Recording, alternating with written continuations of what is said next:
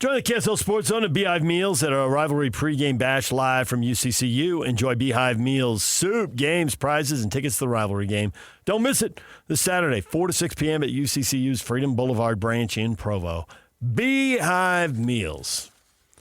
DJ, PK, and we're joined now by Bryan Kehl, former BYU linebacker. Bryan, good morning.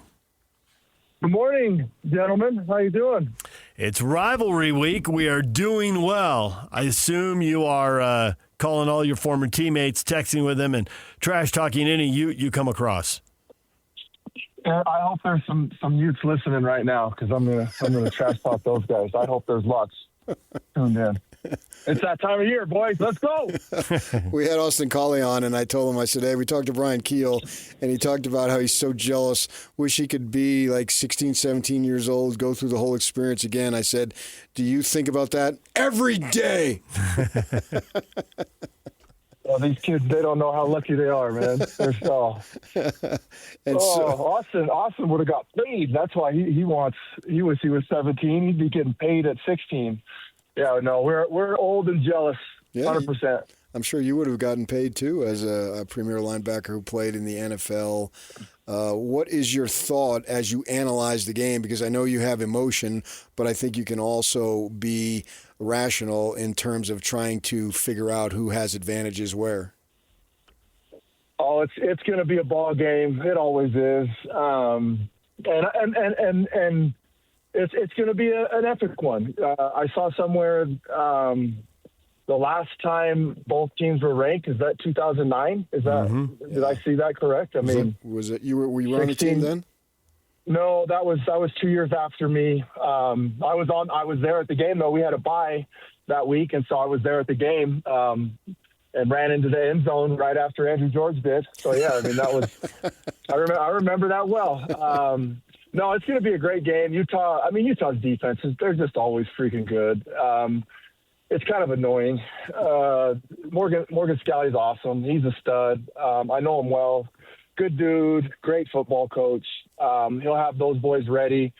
And now the offense, is a little bit different. They got one of our guys calling the shots there. So, and they got an absolute phenom athlete at quarterback. So, I mean, they're dangerous on offense, which has been different. They've been hit or miss on offense over the last 15 years. Defense is always good, of course, but the offense is hit or miss, and now they're dangerous on offense. So, yeah, I mean, it's going to be a dogfight. Wouldn't you love to play that? I mean, they're going to run 40, 45, 50 times. How many times they run? I don't know. How many snaps are they going to get in the game? They would just be coming at you. Oh man, I again, old and jealous. Jay Hill, I've sung his praises. I would do crazy things to play in his defense. It's so awesome. Just the schemes and the way he dials up pressure and mixes it up and gets those incredible linebackers going. I'm old and jealous. I'd love to play in this scheme and against a potent offense like Utah has. I mean, I remember the first time I really played in the game was 05 at the Rivalry Stadium. Utah ended up winning in overtime. I remember there was a point right at the end of regulation, and we're standing there. Utah was getting ready to kick a field goal that would have won it. And I said to Cameron Jensen, right before the play, I was just looking at the crowd and just the atmosphere and just everything. And I said, I just a comment like, dude, where would you rather be? And in the Holy War, in the critical moment at the end of the game, and we ended up blocking that field goal, and then they ended up winning in overtime. But there's so many epic just showdowns that go down to the last play to overtime. It's just such a great rivalry, and yeah, I'm jealous. I would love to play it again. I miss it. It's honestly, those are my favorite games of my whole career. When we make you Jay Hill, how would you defend the Utah's offense? Yeah, so I mean, obviously Dampier is just a threat, and his legs are deadly. And I would say, hey, we're going to take that away and scheme that up and make him beat you with his arm, which he can do. I mean, he obviously can do that. I think his legs are better than his arm, but it's not like he can't throw it. But that's what I would try to do is like, hey, you're not going to beat us this way. we're going to make you beat us through the air. That's what I would try to do. I don't know what Jay Hill's going to do, but easier said than done. Do you have to get him near the line of scrimmage just because he's so hard to tackle? You got to bring him down when you got guys around you, because in space, you're at his mercy. Yeah, exactly. Like a guy like that, you can't let him get go. You can't let him get ahead of steam. And it's everything. There's the designed runs, which, you defend those a certain way. And then on pass plays, you have to balance the rush. You can't go in there crazy. I mean, I remember, I played against Michael Vick, and our coaches, they were just anal all week about how you rush. Because a guy like that, you have to. And today it's Lamar Jackson, Jaden Daniels, these guys, and you have to rush them different than other quarterbacks. And you can't be coming in there crazy, out of control, and create rush lanes, escape lanes, and then he's gone, he's off. And so you defend it differently. You come under control, you balance the rush, control the pocket, you try to collapse the pocket on him, keep him in the pocket, and like I said, make him beat you with his arm. And then if he does, then you tip your hat to him. But it's a challenge. There was a great shot from the end zone looking onto the field in the Colorado BYU game, and it was right at the end. I believe it was the one where Glasser gets the pick to seal the win, and you could see Jack Kelly just standing there right behind the lineman, and the quarterback, Salter, would go left a few feet, and Kelly would it would be his he'd mirror it. He'd be going right, obviously, because he's looking at him. And then he'd go to the left, and Kelly would do that. And then Kelly sees an opening because he's got the sideline as an extra defender. And that's when he's pressuring the Colorado quarterback, and then he throws the pick, and the game is over. Do you think it's the same type of deal where they just have literally somebody, whether it's Kelly or whomever, Glasgow or whoever they decide, just wherever Dampier goes, that's where you go? Yeah, so that's typically what defenses will do against a guy like him. But it's tough because it's trade-offs, because you do that, and now you're one less in the pass coverage. And then if he just sits in the pocket, then your pass coverage is compromised, and then you're not rushing as many, and so he's in theory he's going to have more time. And so that's why these dual threat quarterbacks, that's why they're so dangerous, because they stress the defense, and you kind of have to pick your poison. And so I would anticipate that they'll do something like that, because you just can't let him get going that way. But again, it's easier said than done. It's tricky. Those linebackers are fast. If there's a couple guys that I would like to have, chasing him down, it's those kind of guys. So that does bode well for us, but it's going to be a tall order. People have been worried about the freshman quarterback. He's got 6 games under his belt, and this will be his first rivalry game. He grew up in California, so it's not like he was obsessing about this in the 2nd grade with extended family and a house erupting at every play. You think he'll be able to handle the emotion of the moment? Forget the X's and O's, just the emotion of it. Yeah, so I've been singing his praises, and obviously as a true freshman, he's playing phenomenal. And the things that I've praised him the most, 2 things. Control the football. It wasn't till this last game that he had any interceptions. And I mean, he's just been phenomenal with the football and taking care of the football. So, this rivalry game, that's usually the determiner of the victor, is who wins the turnover battle. I mean, that's every football game, but when it's such a closely contested game like these always are, that is just even more important than it already is. So that's what Bear's got to do, is continue to take care of the football. And then I have been impressed with his poise. So going, back to the turnovers, this last game against Arizona, they hit us right in the mouth, and we had a couple of bad turnovers. And the thing that impressed me the most was the whole time, because a lot of quarterbacks, when they would have that adversity, they would just wilt and crumble and get in their head or get whatever, right? And I just was so impressed with Bear because he just was totally unfazed and just went out there and did what we needed to do to mount the 10-point comeback and win the game. And that he'll need those two traits in this game. And this is going to be by far, obviously, his biggest test of the year. So he's going to need those traits. We hear for guys who have not been in it, and Dampier and Bachmeier topped the list, obviously. And Dampier the other night after the game where they beat ASU, yeah, I know, I'm aware, all that stuff. Can you be aware of the intensity through word of mouth, or do you have to experience it? No, there's no, it's like parenthood. Like, you don't know what you don't know until you become a parent, and there's no manual or word of mouth that can prepare you for it. This game is unlike any other. It's just different, and the emotions are different. The fan, the engagement of the crowd is different. The coaches go about it different. It's just different. And anybody who tries to tell you contrary to that, they're full of it. Sorry, because it is just a different. So, and some people do. Some people, it's just another. No, it is not just another game. It is different. It means more. There's more on the line. The win tastes sweeter, and the loss just stings deeper.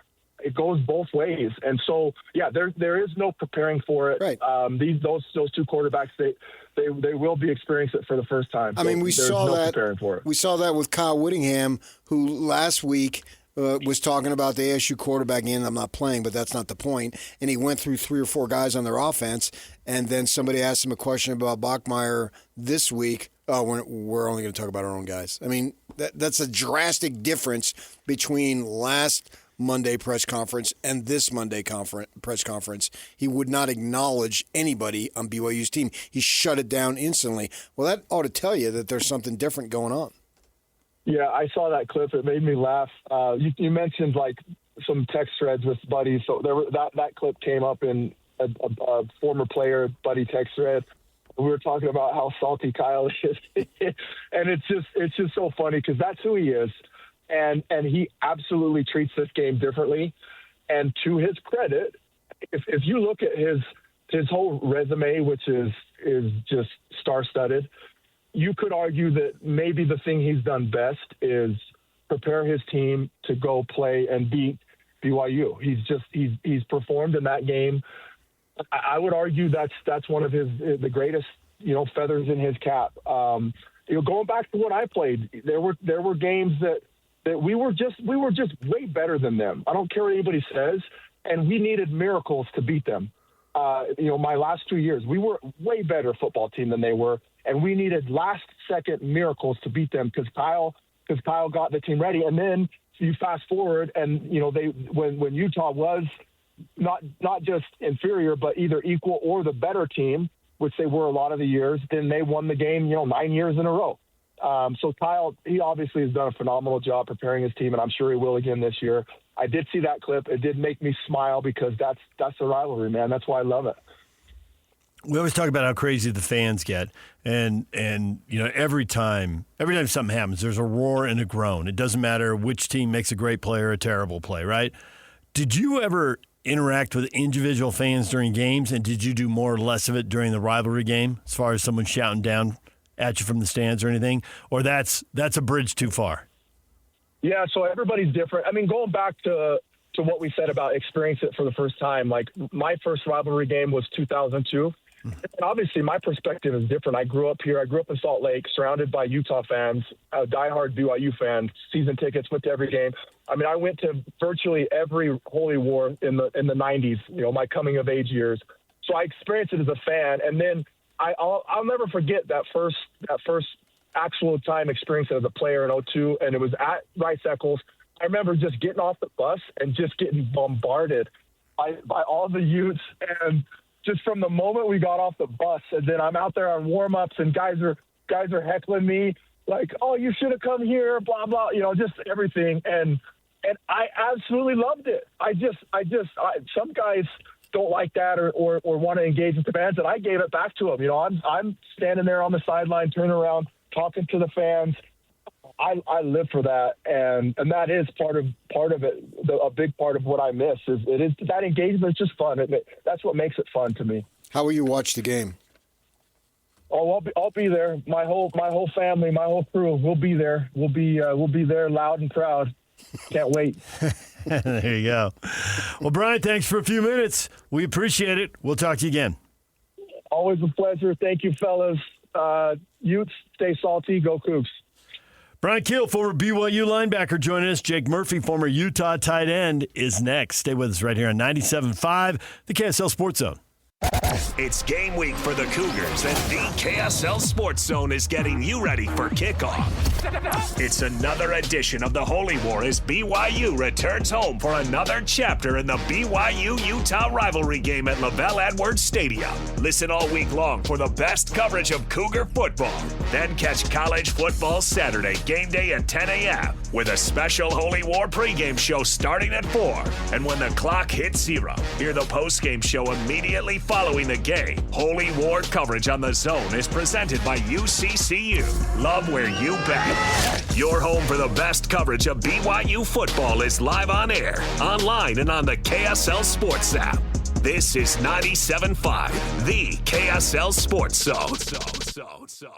Slacker Radio headlines are brought to you by Trajan Wealth. Call Trajan Wealth today, your local trusted financial fiduciary, 801-899-7600, or visit their website at TrajanWealth.com.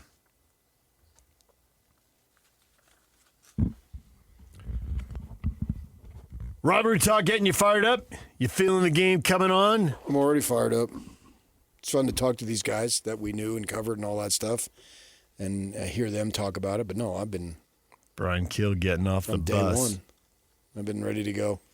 Well, and I would prefer both these teams to be undefeated. But if I can't, then I'll just take one loss because obviously you're not over with one loss. And losing to Texas Tech, that's the best loss because that team's going to be in. So you're not really competing with Texas Tech right now to get in. You will if you get in Texas. DJ, PK, and we're joined now by Jake Murphy, former Utah tight end. Jake, good morning. Hey, good morning, guys. How's it going? It's going well. Your best rivalry game memory. I say rivalry game. What do you think of? Oh, let's see here. I think it's tearing my MCL on LaVell Edwards Stadium. Well, that's a great one. Definitely the 54-10 game. I mean, that was a core memory of not just the Holy War, but my whole playing career, even down to when I was a kid. So a special moment. Went into that game not really even expecting to play and somehow came out of that scoring a touchdown and being a part of a massive win on the Utah side. So that was an awesome thing to be a part of. And of course, I'd be remiss to say just being a part of a team that never lost to BYU while I was there was a core memory and a key and one of my favorite memories. So I know they got the best of us these past few years, but I got to say something like that at this point. Do you think that a large portion of that was during that time? Obviously, they were independent, and you guys were in the Pac-12, which is a massive difference, clearly. And maybe that, as far as the last couple of wins anyway, that it's maybe evened out a little bit because they've known, even though they've only been in, BYU's been in it for 3 years, but they knew 2 years ahead. So basically everybody who was recruited and who's on BYU's team has been a Big 12 member, whether they were even still in high school. And I'm just wondering, was part of that the reason for your dominance during that time? Because you guys, won, was it 9 in a row? Yeah, it was something crazy. I can't remember. All I know is it was good for us. That's all I remember. For sure. But no, I mean, that's a good question. I think yes and no, right? I think rivalry games like this, there's just anything can happen, right? I think you saw it, when Michigan beat Ohio State last year, and it was a down year for Michigan, and then they win. Like these crazy college rivalries have so many weird things that can happen that honestly, and you can clip this or soundbite it, but sometimes it just takes a little luck going your way to win one of these. And I think we were on the we were luckily, benefiting from that. If you remember, there was a time where, BYU missed a few field goals. Our fans rushed the field. Just really weird things can happen. I wouldn't say as far as the talent goes, like back then when I played, very, very evenly matched talent-wise. And I think you see that today. I think Utah and BYU are in a unique spot where they really are recruiting from a very similar talent pool, and then you throw in NIL, and I believe BYU has the advantage there on the NIL side. So that'll be interesting to watch play out over the next few years. But as far as the talent goes, I think even back then, right, I like to think that I was, some superior athlete because my team was in the Pac-12 versus independent. But I guess you could say I'm older and more wise now. And I see that really probably wasn't the case, right? Very evenly matched talent-wise, which is what makes this game so fun. Both have ties to Utah, so they're recruiting heavily in state, and then also trying to pull in recruits who are LDS from out of state, and then trying to see where they can get other talent. So overall, very, very evenly matched, and I think it's what's going to make this weekend fun. DJ PK, and we're joined by Jake Murphy, former Utah tight end, talking Rivalry Week. Our Rivalry Week coverage and interviews are brought to you by UCCU. Love where you bank. So you watch your Utes now. What encourages you the most about this game? What scares you the most? Give us a little self-scout here. Yeah, the Texas Tech game is really what scares me, right? I think this is really this group's, not every one of them, but as a team, when you have a new team leader in Devin Dampier, the quarterback, you're always wondering, and as a fan now, you're always wondering how that kind of new leader, whether it be a brand new team as a whole or a new player at the quarterback position, you always wonder how they're going to perform in these huge situations, right? Of course he's talented. We see what he does week in and week out and what he did last year. The talent is there. But then in the Texas Tech game, you watch and you're like, all right, these nerves, you kind of start thinking about all the other outside things that could possibly play into a performance, and I think this will be a lot of the players on Utah's trying to figure out if they can handle that outside pressure of the Holy War, and I'm really interested to see how Dampier handles that. It's interesting, like kind of seeing, and I'm just thinking back to when I played. The players who grew up out of state or who weren't really familiar with the Holy War. It was almost like one of two things happened. It was like they didn't really care about the Holy War, so they performed better, or they didn't really know about the Holy War, and then when they got in that moment, it kind of took them by surprise on just how intense the situation can be. So I'm excited. I think Utah has a ton of key pieces, but really it's going to come down to Devin Dampier, and I think if you're BYU and Jay Hill, you're going to make him make throws to receivers that maybe he hasn't made this season, and you're going to kind of pressure him and challenge him. I think both defensive game plans will probably be pretty similar, and that's also what's fascinating considering all the crossover in the coaching side. Kyle Whittingham likes to say we do the same thing every day, every week, and blah, blah, blah, and we don't change anything. And then he usually, in his opening statement on Mondays, talks about the opposing team that they're playing as recently as the prior game. He did that. And then Monday he gets asked about Bachmeier. Now, we're not talking about that. You have to ask them. We're talking about just our own guys. So it's clear there are some things different. Did you notice things different when it was BYU week? Yeah, a little bit. I think there's, different ways to motivate during that week, I guess you could say. But I watched Coach Witt say that. I listened to him say that. I think what I'm realizing, and in hindsight, I'm noticing that they would do this when I was at Utah. With a lot of these kids, you're just trying to create a simple, repeatable process throughout the week and not have the players think about too much. And you're trying to not have the players read into too much, and especially with social media nowadays, if Coach Witt, like there's kind of two approaches to that question, is he could go on and on about how amazing Bear Bachmeier is and what they think they need to do to limit him. But obviously it's not only giving away possible strategy, but from a player standpoint, you might start overthinking things a little bit. So I think the coaching staff is coming from that point of view. So it makes sense. I see why he's doing that. The only key difference that I noticed during BYU week was the additional ways to motivate the players. And I'm curious, I don't know if Kalani does that at at BYU, but he was a part of the staff who was helping us get motivated to go take down BYU. So it's kind of funny to see or know if he's implementing that at BYU now on the flip side. So yeah, that was always fun, walking through the halls of the facility and seeing highlight films on repeat dating back to older games, and, sound bites of Max Hall or Austin Collie talking about how they hate BYU or hate Utah. It was fun. Like, it was awesome. And as a player, I loved it. I loved getting into the weeds and all that type of stuff. So it was fun. Now, when the game started, were you totally locked in, or all those crazy fans? Did you have some interaction with them in the stands? Yeah, the BYU fans were just terrible to me. No, I'm kidding. If any of my friends or family are listening, they'll know that one was for them.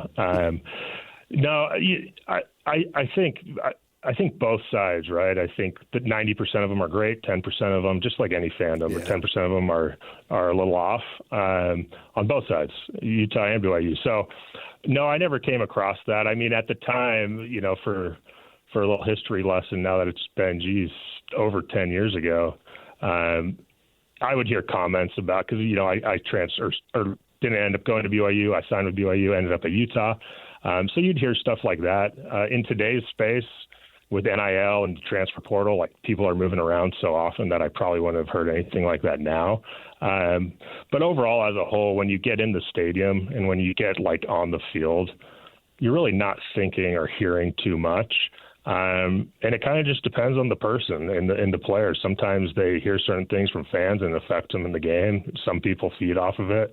But I always remember, at least from what I remember, that whole experience of walking in and out of the field and hearing fans boo or cheer, it was something that was amazing. And I think this is one of the best games in college football for that reason.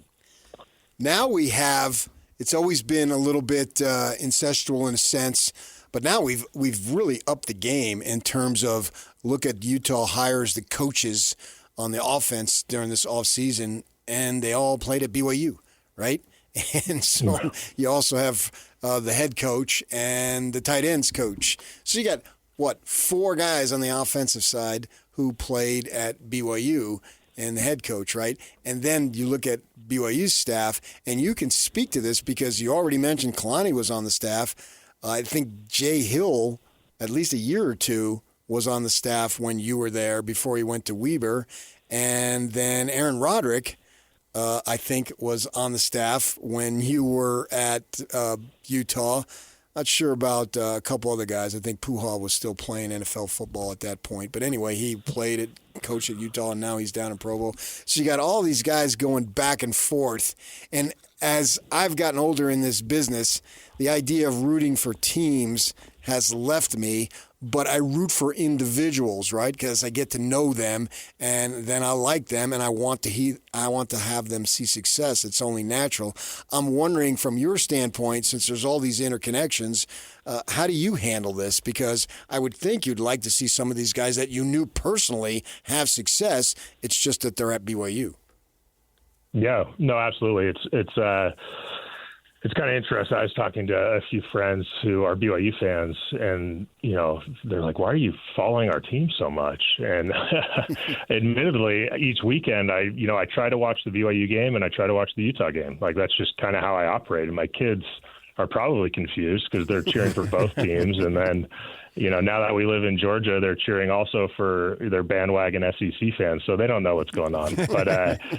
But yeah, I was going to, spoiler alert, I was going to put out a tweet of, like, my prediction. And of course I'm predicting and wanting Utah to win. But in that process, like, I'm hoping all the coaches get their recognition for the good things that they did. There's not a coach on either staff that I've had a bad experience with. And there's also not a coach on either staff who hasn't had a great impact on my life. So it is fun to watch, but ultimately when it comes to winning and losing, and all the coaches that I know at BYU would back me up on this. So of course I'm going to pull for Utah to win. Sure. Right. So yeah, I don't get too emotional anymore. I think maybe that's just part of getting old and part of having kids, but I don't get too emotionally attached specifically to, like, the coaches. Like, I'm not going to feel bad for Kalani or Jay if they lose, or Coach Rod. They're going to be fine. I hope they do well. I hope their position groups and their sides of the ball do well. But at the end of the day, of course, still pulling for Utah. But it does make for some fun conversations because I'm pretty intertwined in both worlds, that's for sure. Yeah. So now that you're living in Georgia, how does a 10:15 kickoff land, and do you really stay up till 2 a.m.? Because I'm thinking that Sun Devil game, you had to go to bed at midnight. Yeah, it's brutal. No, it is brutal. I never really took that into account when we moved out here. Was the entire sports viewing experience goes kind of downhill, and if with 4 kids, if I do stay up for a game, that next day is just going to be brutal because I don't sleep very much. But no, I'll be up for the whole time. This one, I'll be drinking some caffeinated beverages to keep me up all night. That's for sure. Oh, you're good. It's 8 o'clock this time because it's 6 o'clock our time, so it's a little more reasonable as far as that goes. Do either of these programs get much run from where you live? That's a great question. And if I'm answering it honestly, no, not really. I think both programs are actually kind of looped into one. It's kind of interesting when, we go watch Georgia games every Saturday at some of our friends' houses and not members of the LDS church or LDS community. So their kind of assumption is that Utah and BYU are sometimes just one and the same. Yeah. It's like, oh, you played at Utah? Is that Mormon school? Right, that's what they'll say. So like the inner workings of the dynamics, but every time I bring up that I did play at Utah, they will bring up Utah. We will talk about Utah and BYU, and there is an understanding, right, that both teams are solid. I think on a national level, it's not quite there yet, but there is the understanding that, that's a top 25 team, right? Like when just a side story, I help with some of my son's sports, and I come across other coaches who either played at Georgia or other schools. And when I say I played at Utah, like there's definitely like a mutual respect. Yeah. Like, oh, they're top 25 schools. So it's kind of high level, but it's not like, and it's kind of just that SEC arrogance, I guess you could say, of people in the South. It's everything else is kind of an afterthought, right? So, but as a side note, without going too far into the details, we randomly moved to this town, and the local high school ended up being the home of Cole Bishop. So the Utah Stars. So so in this little community that I'm in, weirdly, there is a pocket of people who are pulling for Utah and now pulling for the Bills, since that's where he's at. So because of Cole, which is a fascinating recruiting story too, if you ever look into that sometime. But it's not quite as massive as I thought it was. If I asked anyone here what the Holy War was, probably most of them wouldn't know. But then when I would tell them, oh, it's the BYU Utah game, they'd say, oh yeah, we're gonna be watching that. They probably just want to talk about your father anyway. Exactly. I mean, that's the problem. That's the real problem is they hear my last name and they want to talk about the Braves, and I'm like, no, guys, we need to be talking about Utah BYU. That's what we need to talk about. Well, if you ever come across Cole, tell him we say hi. We got to interview him a couple of times in a long-form setting. He was a great interview, and he did have a chance to lay that out. And there's an assistant coach he owes a lot for getting him pointed in that direction because he wasn't looking this far west, that's for sure. Not initially. Obviously, he ended up here. Right. Yeah, he's I don't come across him much now. Obviously, he's playing in the NFL, Buffalo, I hear about his family and all the good stuff that he's doing around this area. So it's awesome what he's doing, and it's pretty cool that there's the Utah crossover. Does the Earth, Wind, and Fire September song have any special meaning for you? Yeah, it does. Actually, it does. Explain why. Yeah, I'm actually gonna have to Google this shows you where I'm at on my lyrics. But if I remember correctly, the reason, this is like a way too long of an answer that you wanted, but my birthday is on the 21st of September. So it always stuck with me. But then, of course, the BYU Utah games that I played in were right around those dates. So yeah, I play that on repeat throughout this week just so I can feel good about myself. Nice.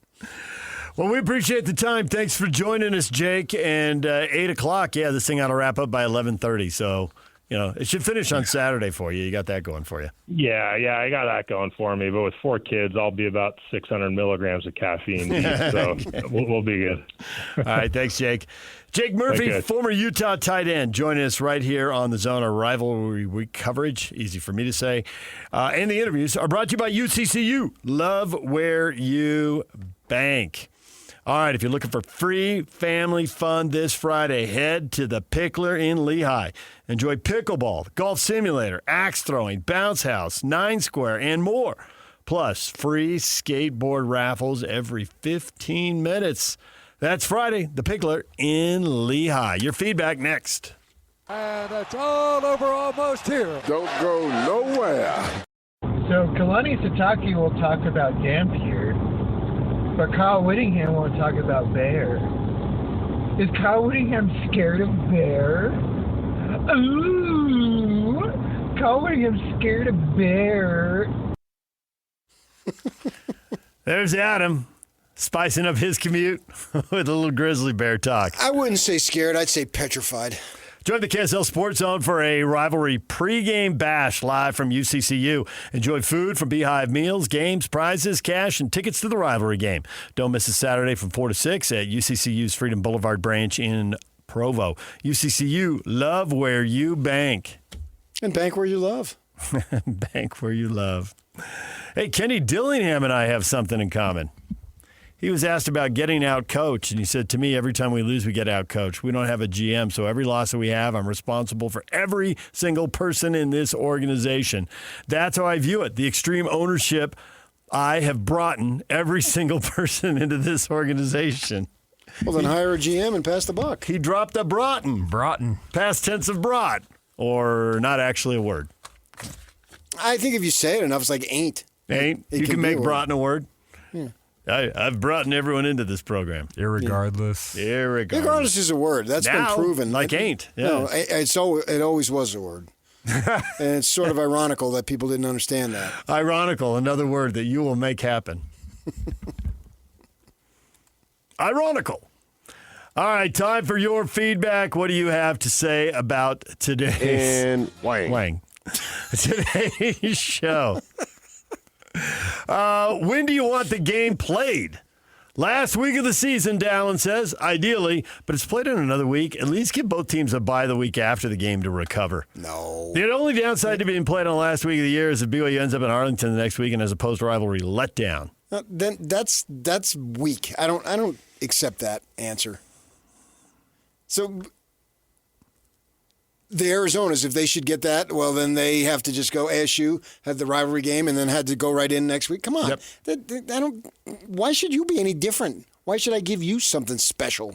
Play Maybe the it'll game. pay off. Maybe it'll get you amped up and you'll ride the momentum. Because SMU lost to Clemson. SMU doesn't really have a rivalry game at the end of the year. Clemson does. They play South Carolina. Clemson beat SMU last year.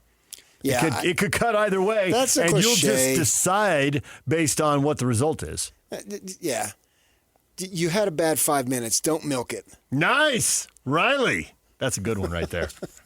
Riley Jensen on earlier said his mom used to say that. Did you have a bad day or did you have a bad 5 minutes and you milked it? In other words, suck it up, son. Suck it up, Buttercup. Let's go.